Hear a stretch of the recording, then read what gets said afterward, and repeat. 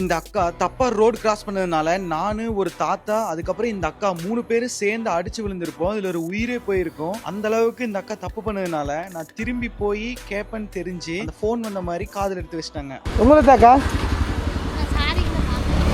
இப்ப இடிச்சிருந்தா இல்லக்கா இடிச்சிருந்தா என்ன யார்கிட்ட இல்ல யாரு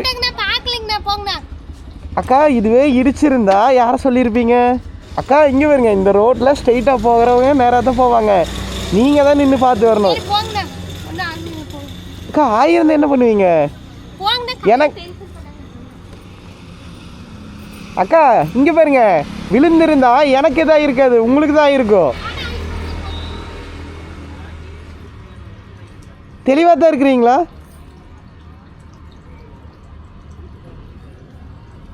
அப்படியே ரோடு கிராஸ் பண்ண வேண்டியது.